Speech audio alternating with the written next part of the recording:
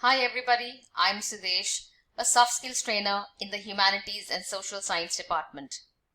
Well, today is going to be a quick recap on root words and affixes, which was one of the techniques, if you remember, of building your vocabulary.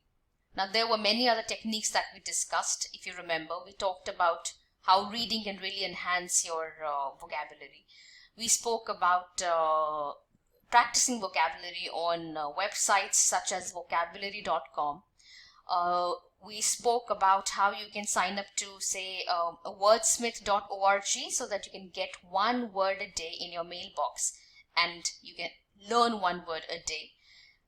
Eventually, our objective is to ensure that our passive vocabulary starts to become active, in the sense we may have heard a word, we may have read a word, but if we don't really know what it means or how exactly we can use it in a sentence or in writing or speaking, then it is not of much good, honestly.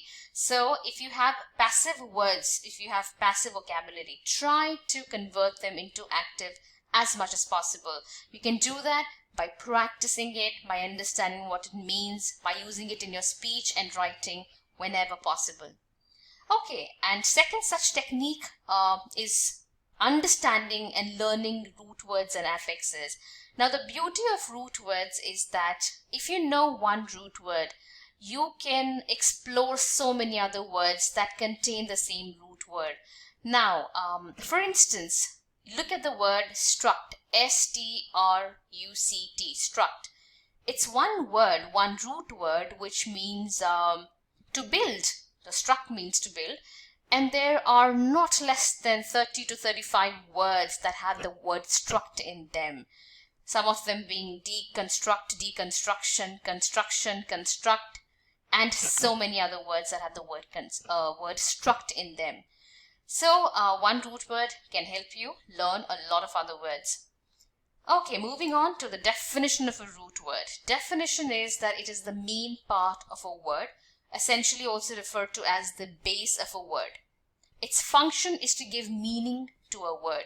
So if you look at the word and you don't know the meaning, but you know the meaning of its root word, you will be able to guess or take a guess as to what it possibly could mean. Okay. Another example I would like to talk about is bio. Bio is a root word that we are all quite familiar with, and we know it means something to do with life or living, really. And there are many words that have the word bio in them. Biology, which means study of living beings. Biography, which refers to a book about a person's life. Then we have words like biosphere, biological, and so on and so forth. Okay, now having understood what root words really are, let me ask you my first question based on the concept of root words. My first question is, Radha wants to become an optometrist. Radha wants to become an optometrist.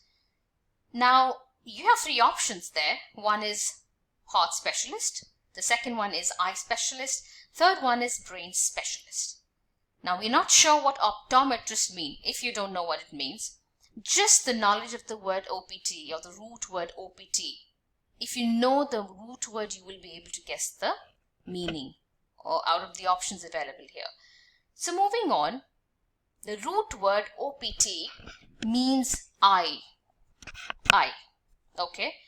Therefore, the answer is answer 1, which is eye specialist. So eye specialist is what an optometrist really means. Fantastic. So now we know OPT means eye. Great. Moving on to the next question that I have for you here is, I have a novel idea to fix this issue. A useful idea, a new idea, a great idea. Which of these three options do you think is the correct option? Let's see. If we know the meaning of the word NOV or meaning of the root word NOV, we should be able to guess. So if NOV means new, the answer, of course, to question number 2 is a new idea. Great. Now we move on to affixes. What are affixes? Affixes are not really, it's not a complicated concept as such.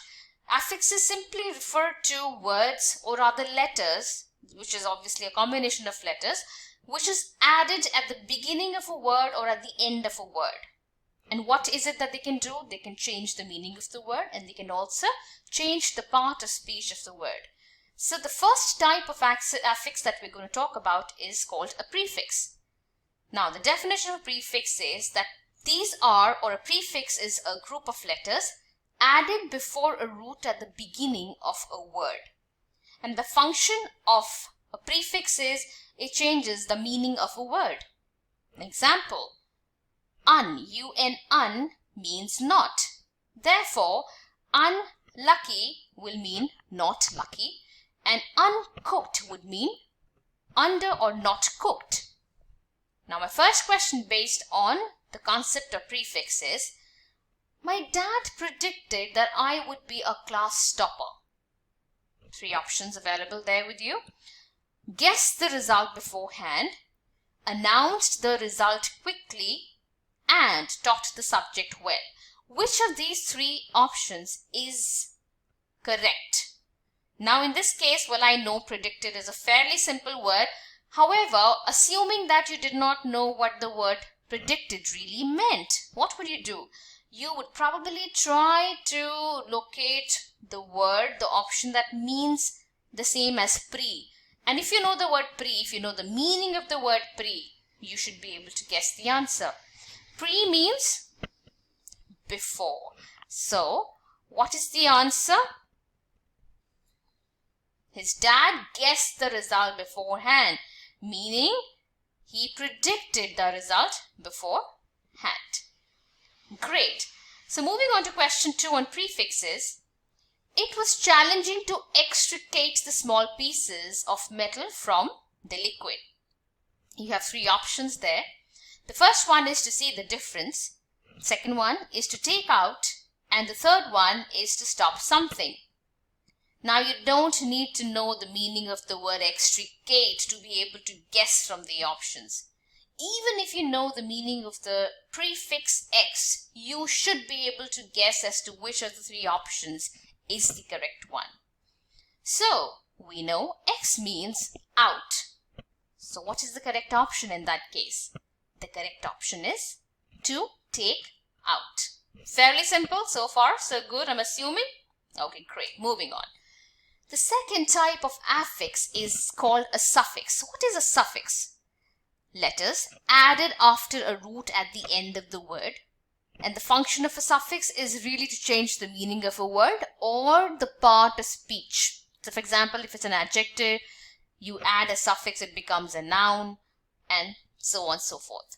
And for example here, suffixes like OR, ER, and AR. These 3 suffixes really mean a person who does a certain act. Okay. For example, first one here is editor. Who is an editor? A person who edits. Okay. Teacher. Who is a teacher? A person who teaches. The third option is registrar. Who is a registrar? A registrar is a person who takes registrations. Okay, so a person who does a certain action. My first question based on the concept of suffixes is, soil erosion harms the landscape. Now look at the portion of erosion that I have highlighted because that is what your suffix is. Okay. Now what part of speech is erosion? Is it a verb, an adjective, or a noun? Well, if you know that adding SION and adding TION changes a word to a noun, in that case you would easily be able to answer the question and tell me, well, the answer is that erosion in this sentence is a noun. Okay, remember that adding TION and SION to a word will make it a noun. Moving on to question number 2. I walked briskly. Now I'm sure most of us know what briskly really means.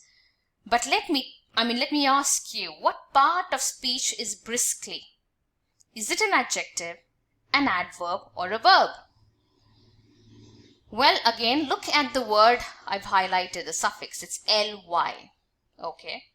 So, we know that adding ly to a word makes it an adverb. Okay. Always remember, most of the adverbs will have ly at the end of the word. So, ly as a suffix also means like or in a manner of. Therefore, briskly would mean in a brisk manner, just the way quietly would mean in a quiet manner. Beautifully would mean in a beautifully manner. In a beautiful manner, I'm sorry. And therefore, of course, we know that it's an adverb. The word briskly here is an adverb. Fantastic. So thank you very much for your time today. I hope you learned a great deal from today's session, and it must have been a quick recap of whatever you had been taught earlier. If you have any questions, you can always contact us. Our details will be shared with you on WhatsApp and on your email. So regularly check your emails, please, and check your WhatsApp messages. Thank you very much. Stay home, stay safe, and all the best.